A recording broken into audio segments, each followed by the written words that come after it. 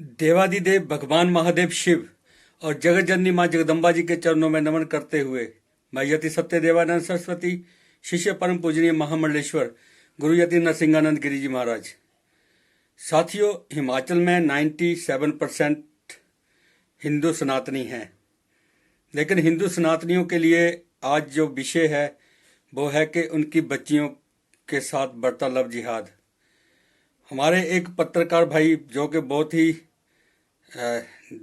धर्मनिष्ठ और बहुत ही क्रांतिकारी पत्रकार हैं, जो कि पत्रकारिता का जो उनका फर्ज है वो पूरे ईमानदारी से निभा रहे हैं और पूरे ईमानदारी से सबको बता रहे हैं कि चूक कहाँ पे है और किन कारणों के कारण हमारी बच्चियां भेड़ बकरियों की तरह इन जिहादियों का शिकार बन रही है। हमारे उस भाई पत्रकार भाई ने एक वीडियो जारी करके सबको बताया है। मैं अभी पहले उनका वीडियो सुनाता हूं, फिर उसके बाद हम लोग चर्चा करते हैं। तो सुनिए हमारे पत्रकार भाई रवि रोनकर जी को।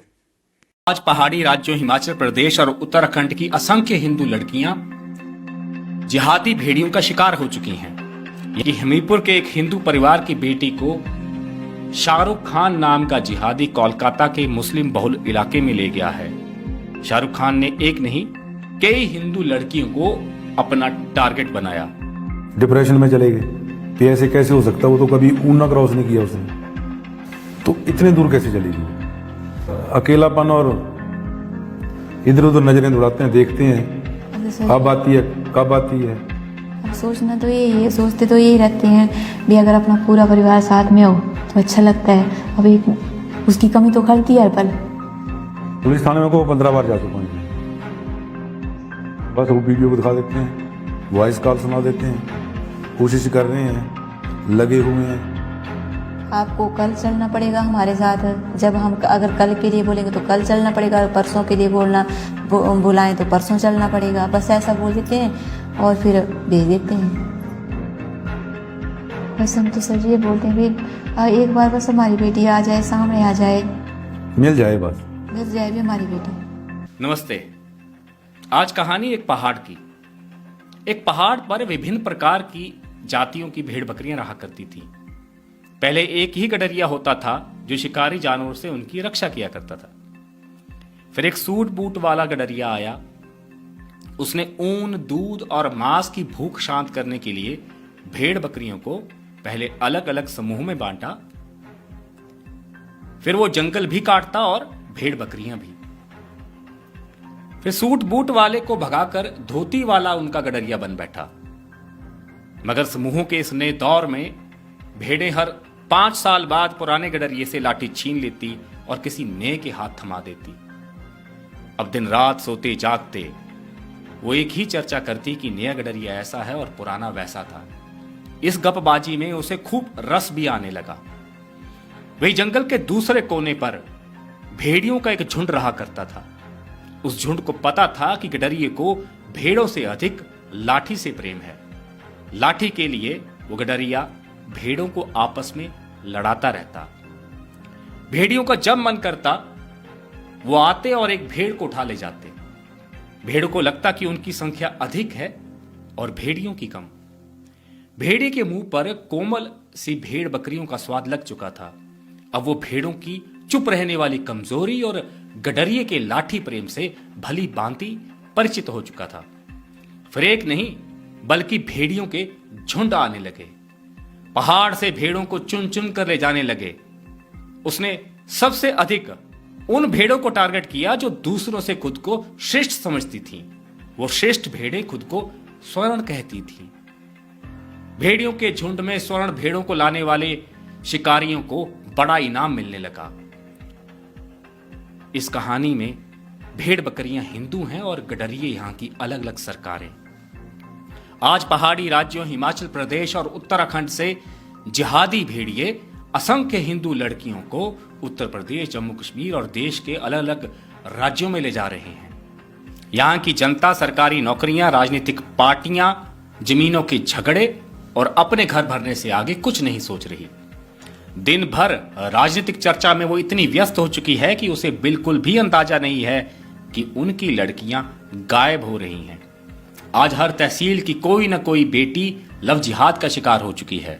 खासकर महाराणा प्रताप और दादा परशुराम को आदर्श मानने वालों की लड़कियां जिहादियों के लिए एक प्रतिष्ठित लक्ष्य बन चुकी हैं। अगर इतनी लड़कियों के गायब होने के बावजूद भी स्वर्ण खामोश हैं तो मैं मान सकता हूं कि उन्होंने अब महाराणा की शान, राजपुताना के बलिदान और दादा परशुराम के शौर्य को भुलाकर मुगलों के हरम में अपनी बेटियां भेजनी शुरू कर दी हैं। शूद्र, ब्राह्मण और वैश्य समाज की रक्षा का दायित्व जिस क्षत्रिय समाज के कंधों पर था, वह अपनी बेटियां ही नहीं बचा पा रहा। सरकारों ने खालसा पंथ के अनुयायियों से हमारे इतने वैचारिक मतभेद पैदा कर दिए हैं, तो अब कौन है जो हिंदू बेटियों को बचाएगा? अब ये महाराष्ट्र की बेटी है जो 2 महीने की बच्ची को गोद में लेकर जम्मू बस स्टैंड पर मारी मारी फिर रही है। जिस घर में लहसुन और प्याज नहीं खाया जाता था, वो गाय का मांस खाकर लौटी है। अब जो समाज अपनी बहन, भांजी और बहू से संबंध बनाने की अनुमति देता हो, वहां एक हिंदू बेटी के साथ क्या क्या होता होगा, आप कल्पना कर सकते हैं। तो अगले भाग में हम आपको बताएंगे कि किस प्रकार से कि हमीरपुर के एक हिंदू परिवार की बेटी को शाहरुख खान नाम का जिहादी कोलकाता के मुस्लिम बहुल इलाके में ले गया है। शाहरुख खान ने एक नहीं, कई हिंदू लड़कियों को अपना टारगेट बनाया। हिंदू बेटी को उठाने की उसकी जिद और सनक की कहानी हमें यह सीख देती है कि अगर आज हमने जिहादियों का बहिष्कार नहीं किया, उन्हें अपने घर, मार्केट कॉम्प्लेक्स, खेतों और व्यापार में संरक्षण देना बंद नहीं किया, तो याद रखें यहां केरल के मोपला जैसी स्थिति उत्पन्न हो जाएगी। अब जब तक अगला नहीं आ जाता, तब तक आप सिर्फ मोपला शब्द का अर्थ गूगल पर ढूंढें। मोपला, MOPLAH। हर हर महादेव। मैं उसके लिए सब कुछ छोड़ के, मेरा रिलीजन, मेरी जॉब, मेरी लाइफस्टाइल, मेरी फैमिली, फिर ये मुझे क्यों नहीं समझता है? पर आप मुझे पंतैनी कहते हो, तो पंतैनी की बेटी भी पंतैनी हुई, फिर उसको कैसे रख सकते हो? ना मुझे इसको लेने देते, ना इसको बॉटल का दूध शुरू किया। मुझे पुलिस स्टेशन, मैंने लालपुरा गई, मैं वापस से DC ऑफिस भी गई थी। उन्होंने बोला आपकी केस हम नहीं ले सकते क्योंकि लव जिहाद का मसला हो सकता है। बहुत बड़ी गलती की मैंने, बहुत बड़ी गलती की मैंने इसे शादी करके, बहुत बड़ी। ये मुझे कहते कि आप मेरा शुक्रिया अदा करो, मैंने आपको जन्नत दी कलमा पढ़वा के, आप जन्नत में जाओगी, आपकी 7 पीढ़ी जन्नत में जाएगी।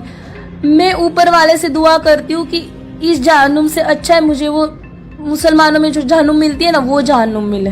ना यहाँ आके रहिए ना वहाँ आके रहिए, बस मेरी बच्ची की फिक्र है। मुझे अपना करियर चाहिए नहीं, बट बच्ची मेरी है ना।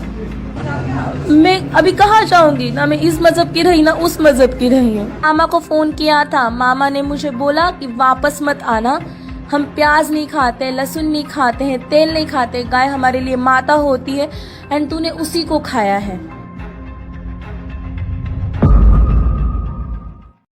तो साथियों, आपने देखा कि हमारे पत्रकार भाई रवि रोनकर जी ने किस तरह से बिल्कुल बिना निर्भय होके आप लोगों के समक्ष ये सच की एक कड़ी रखी है, सच का एक एपिसोड रखा है।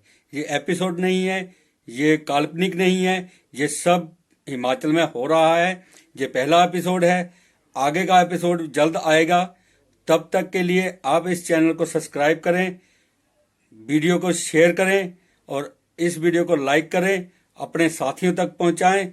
और अगर आपके मन में कोई बात है, कोई विचार है, तो आप इस कमेंट करके ये इसके लिए सवाल पूछ सकते हैं।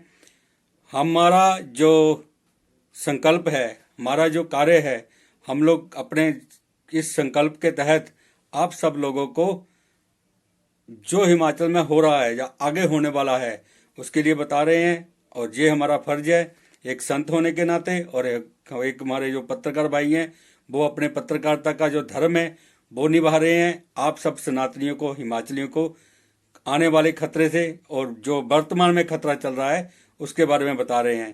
तो जुड़े रहिए, स्टे ट्यून। हर हर महादेव, हर हर महादेव, हर हर महादेव।